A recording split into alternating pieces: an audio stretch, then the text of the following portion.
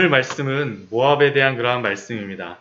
모압은 우리가 그 성경에서 역사적으로 보게 되면 이스라엘의 그러한 친척 국가로 이스라엘 바로 옆에 있는 그러한 나라였었죠.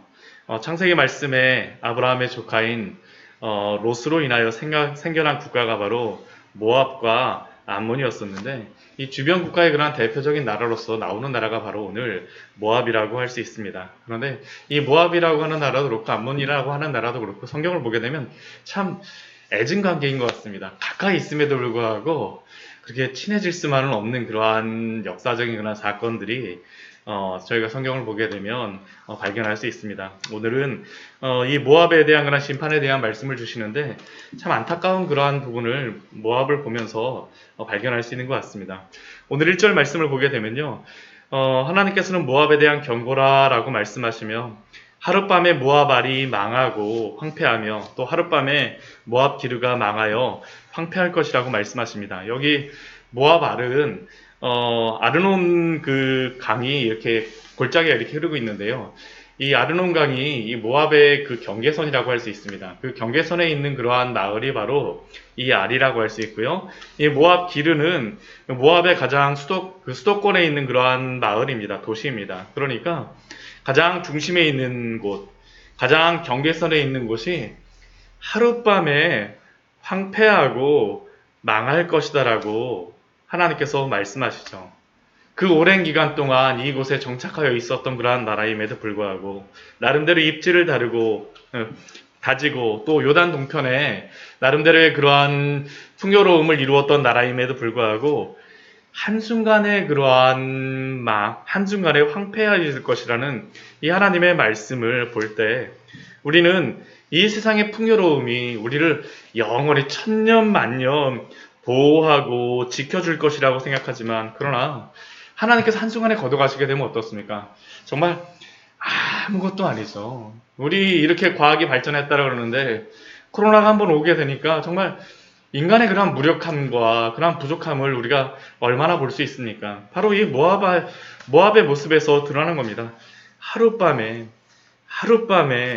황폐할 것이다. 하나님이 지켜주지 않으면 그것들이 아무리 지키려고 한다 할지라도 하룻밤에 황폐해질 수밖에 없다는 것을 우리가 볼 수 있습니다. 그런데 그럼에도 불구하고 이렇게 하룻밤 만에 황폐해질 수밖에 없는 이 환경임에도 불구하고, 지금은 이게 아수르가 침략하기 때문에 그러는 건데요. 그런데 이러한 순간에 이 모압이 무엇을 하냐? 우리 2절 말씀을 보게 되면 다윗과 디본 산당에 올라가서 운다라고 말씀하고 있습니다. 이들은 이렇게 하룻밤에 망할 수밖에 없는 그 상황 속에서 다른 곳을 가는 것이 아니라 디본 산당에 올라가죠. 이 디본 산당은 이 모압 민족이 민족신으로 섬기고 있는 그모스의 신전이 있는 그러한 것입니다. 그들은 자신의 나라가 침략하는 그러한 환경, 또 하룻밤에 황폐할 수 없는 밖에 없는 그러한 순간에 처하게 되자 그모스 신에게 나아갑니다. 인간의 어리석음을 보여주는 것입니다. 그들은 이스라엘에 그렇게 가까이 있고 오랜 그러한 관계를 갖고 있고 친척 국가로서 이스라엘 민족들이 하나님을 섬기는 그 신앙을 보았음에도 불구하고 그들은 하나님을 섬기는 것이 아니라 이방의 신을 섬겼죠. 세상에 참 어리석음 아닙니까? 아무리 가까이에 믿음의 형제 자매 또 부모님이 있음에도 불구하고 또 가까이 주님을 섬기는 여러 교회들이 있음에도 불구하고 하나님께로 나오지 않는 그 모습이 바로 이 모압의 모습이라고 할 수 있습니다. 어찌 보면 이 모압의 모습을 볼 때마다 우리 주변에 있는 그러한 사람들, 가까이에서 예수님에 대하여서 복음에 대해서 들었음에도 불구하고 변화되지 않는 그러한 모습이 바로 저는 이 모압 가운데 드러난다고 생각합니다. 이 모압이 바로 그러한 모습이죠. 하나님을 아는 그러한 신앙을 가진 그런 형제국가가 옆에 있음에도 불구하고 하나님께 나오는 것이 아니라 디본 산당으로 올라갑니다. 디본 산당으로 올라가요. 그리고 더 큰 문제는 뭐냐 하면 이 디본 산당에 섬기고 있는 이 그모스 신은 암몬에서는 이걸 무엇이라고 부르냐 하면요, 밀곰, 말감, 그리고 이걸 또 몰렉이라고도 성경에서는 기록하고 있습니다. 그러니까 이게 이 금오스 신앙이 이게 어떤 신앙이냐면 인신 제사를 드리는 신앙이 바로 이들의 신앙입니다. 이들의 그 우상은 이 머리는 황소 모양, 이 소 모양의 그러한 것이고요. 몸은 사람의 모양입니다. 그래서 이 금오스에게 제사를 드린다라는 것은 인신 제사하고 항상 관련이 있어요. 그리고 이게 문제가 뭐냐하면 그 모함만 그 영향을 받는 것이 아니라 이러한 것들이 바로 오히려 이스라엘에게도 많이 영향을 미치지 않았습니까? 지금 앞부분에서 아하스 왕이 죽었다라는데요. 아하스 왕 때도 그렇고 또 그 뒤에 그 말씀에 보게 되면 므낫세라고 하는 가장 악한 왕도 그렇고 그들이 흰놈의 골짜기에서 했던 것이 바로 이 인신제사였어요. 이 몰렉, 이 금오스 신앙에 대한 것이 바로 이스라엘을 부패하도록 하였던 것이 바로 그것입니다. 이들은 어려운 순간에도 하나님께로 돌아오는 것이 아니라 오히려 그 이웃 형제에게까지 악영향을 미치는 그러한 것이 바로 이들의 모습이었습니다. 그리고 지금도 그들은 디본 산당으로 금오스 신에게로 올라갑니다. 그런데 이들이 그 디본 산당에 올라가서 울며 또 통곡하며 머리카락을 밀고 수염을 깎고 3절에서는 굵은 배로 동이고 지붕과 넓은 곳에서 각기 애통하며 심히 운다 할지라 어떻게 될까요? 도망갈 수밖에 없어요. 금오스 신이 결코 그들을 보호해주지 못합니다. 오늘 그 말씀을 보게 되면요, 이 이사야 선자의 이사야서의 특징이 뭐냐 하면 그 앞에 우리가 말씀에서도 보았지만 이게 지명을 가지고 계속 나오거든요. 근데 이게 지명이 그냥 나오는 게 아니고요.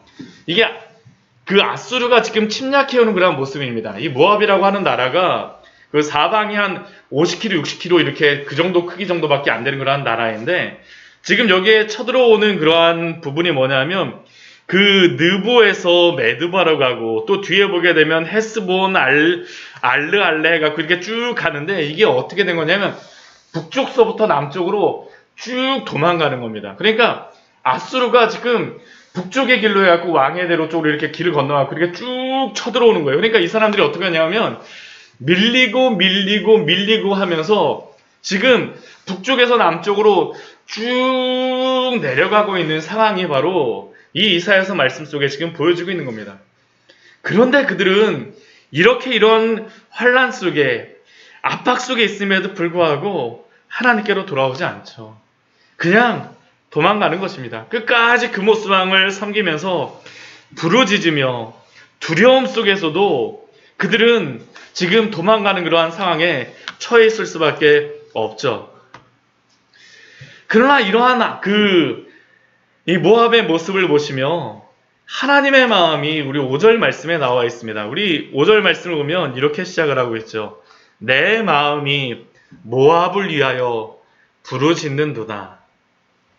지금 이것은 하나님의 마음입니다. 하나님이 모압을 향하여서 하나님이 지금 심판을 하시는 중에도 하나님이 결코 그것을 그냥 기뻐하시거나 그러신 것이 아니라는 거죠. 아픈 마음을 가지고 계십니다. 그들이 돌아오기를 원하세요. 우리가 이것을 분명히 알 수 있는 그러한 것이 무엇입니까? 우리가 앞부분에서 심판에 대한 말씀이 나왔었는데 아스르의 수도였던 니느웨에 그 하나님의 말씀을 갖고 갔던 그 요나를 통해서 주시는 말씀이 바로 우리에게 주시는 말씀 아닙니까? 하나님이 이방의 민족이라 할지라도 니느웨를 하나님이 심판하시겠다라고 하시면서도 요나를 보내시죠. 요나에게 가서 그들로 하여금 회개케 하라고 했을 때 근데 요나가 그것을 좋아하지 않지 않습니까? 그런데 마지막에 그 박넝쿨을 통하여서 하나님이 말씀하셨던 그 말씀이 무엇입니까? 요나서 가장 마지막에 이렇게 말씀하고 있죠. 요나서 4장 10절 11절 말씀에서 여호와께서 이르시되 내가 수고도 아니하였고 재배도 아니하였고 하룻밤에 났다가 하룻밤에 말라버린 이 박넝쿨을 아꼈거든. 하물며 이 큰 성은 니느웨에는 좌우를 분별하지 못하는 자가 12만여 명이요 가축도 많이 있나니 내가 어찌 아끼지 아니하겠느냐 하시니라. 하나님이 사실은 이 세상을 향하여서 지금도 가지고 계신 마음입니다. 우리 주변을 향하여서도 사실은 우리가 이러한 마음을 가져야 되죠. 하나님의 마음이 이럴진데 내 마음이 모압을 위하여 부르짖는다라고 말씀하실진데 우리의 마음도 사실은 이래야 되지 않겠습니까? 이 세상을 향하여서 아픈 마음을 가지고 이 순간에도 우리가 기도하며 이 세상이 회개하며 돌아올 것을 향하여 우리가 기도하며 하나님 앞에 나아가야 될 그러한 사람들임을 기억하시기 바랍니다. 그러나 이렇게 하나님이 아픈 마음을 가지셨음에도 불구하고 이들은 여전히 하나님 앞에 돌아오지 않죠. 이들에게 심판이 계속 임하고 하나님의 그러한 징계가 임하고 있습니다. 우리 그 뒤에 말씀을 보게 되면 이 모압에 임하고 있는 그 심판의 모습들이 나오죠. 우리 6절 말씀을 보게 되면 니무림의 물이 마르고 전쟁을 통하여서 정말로 물이 마를 때까지 정말로 그 굉장히 어려운 순간에 처해져 있는 겁니다. 풀이 시들고 연한 풀이 말라 청청한 것이 없습니다. 정말 아무것도 없는 그러한 상황이 바로 지금 이 모압이 처한 그러한 상황이죠. 그러나 그들은 끝까지 포기하지 않습니다. 우리 7절 말씀을 보게 되면 이 모압의 그러한 마음을 보여줍니다. 그러므로 그들이 얻은 재물과 쌓았던 것을 가지고 버드나무 시내를 건너리니. 이렇게 하룻밤 사이의 황폐함 속에서도 모압의 어리석음이 드러나고 있는 것입니다. 아수르가 이렇게 물밀듯이 침입하는 것을 보면서 그들은 자신이 마지막까지 의지할 수 있는 재물과 쌓았던 것을 포기할 수 없었던 것이죠. 이것이 바로 그들이 끝까지 붙잡고 있었던 것입니다. 자신의 신들이었던 자신들이 섬기는 그모스 신에 대한 소망이 끊어지고 더 이상 소망이 없는 상황에서도 마지막까지 이 세상 물질과 재력을 끝까지 의지합니다. 이것이 바로 우리의 모습 아닙니까? 끝까지 하나님을 찾지 않고 한 가지 소망이 끊어지게 되면 또 다른 세상의 소망을 찾아가는 이 세상의 모습이 바로 이 모압의 모습 속에서 드러나죠. 정말 인간의 어리석음이 바로 이것이죠. 그러나 이렇게 하나님이 아니라 세상 소망을 찾아 떠나는 모압을 향하여서 하나님께서 어떻게 하실까요? 우리 9절 말씀을 보게 되면 여기에 보면 모압의 도피한 자와 그 땅에 남은 자에게 사자를 보낸다라고 하나님께서 말씀하십니다. 이 사자가 정말 사자입니다. 라이온이에요, 라이온. 네, 라이온을 보내요. 도피한 자에게 하나님께서 사자를 보내셔서 그들로 하여금 그들이 가지고 있는 마지막 소망까지 다 끊으시겠다는 게 바로 하나님이 지금 모압에게 주시는 말씀입니다. 오늘 말씀은 제가 말씀드렸지만 이 세상 사람들의 모습이라고 우리들이 살아가는 이 세상 사람들의 모습이라고 할 수 있습니다. 그모스에 대한 소망이 끊어지자 세상의 물질로 그 소망을 바꾸어 소망을 찾고자 하는 모습. 하나님을 모르는 사람들은 자신들의 소망이 끊어지게 되면 하나님께 돌아오는 것이 아니라 또 다른 소망들, 어떻게 그런 생각을 하는지 모르겠지만 계속 소망을 바꿔가면서 찾아가지 않습니까? 하나님께로 돌아와야 됨에도 불구하고 하나님을 참된 소망과 구원으로 삼아야 됨에도 불구하고 또 다른 세상이 그들의 소망이 되어버립니다. 그리고 이것은 지금 현재 모압의 모습일 뿐만 아니라 저는 모압의 조상이었던 롯의 모습도 동일한 것 같습니다. 우리가 창세기 말씀을 나누면서 롯에 대하여서 우리가 말씀을 나누면서 참 아쉬웠던 점이 무엇이겠습니까? 그는 자신의 삼촌 아브라함이 섬기는 하나님을 끝까지 붙들고 따라가야 되는데 그는 애국과 같고 또 에덴과 같은 하나님의 동산과 같은 소돔과 고모라로 떠나지 않습니까? 하나님을 버리죠. 왜냐하면 삼촌 아브라함의 그늘에 있는 것보다 소돔과 고모라로 가는 것이 더욱 성공할 것이다라고 생각했기 때문입니다. 그런데 그 결과가 무엇입니까? 소돔과 고모라의 멸망이었었죠. 오늘 5절 말씀을 보게 되면요. 이들이 피난하는 그러한 장소를 말씀하는 그 지명 가운데에 소알이 나오고 있습니다. 하나님의 마음에 대하여서 말하고 내 마음이 모압을 위하여 부르짖는도다. 그 피난민들은 소알과 에글랏, 슬리아시까지 이르고 이 소알이 어디입니까? 바로 롯이 이 소돔과 고모라가 멸망하였을 때 그 작은 마을로 도망가게 해달랐던 곳이 바로 이 소알이지 않았습니까? 똑같죠. 똑같죠. 그리고 결국에는 그 주변 굴에서 롯은 자신의 딸을 통하여서 모압과 암몬을 얻습니다.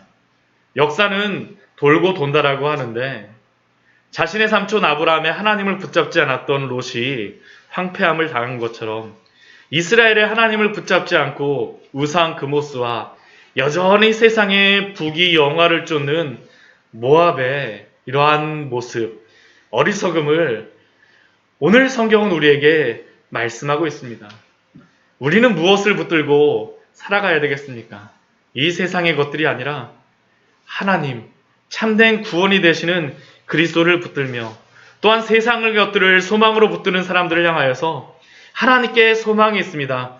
오직 우리 그리스도만이 참된 소망입니다. 라고 고백하며 또한 전하는 오늘 우리의 삶이 되어지기를 소원합니다. 같이 기도하도록 하겠습니다.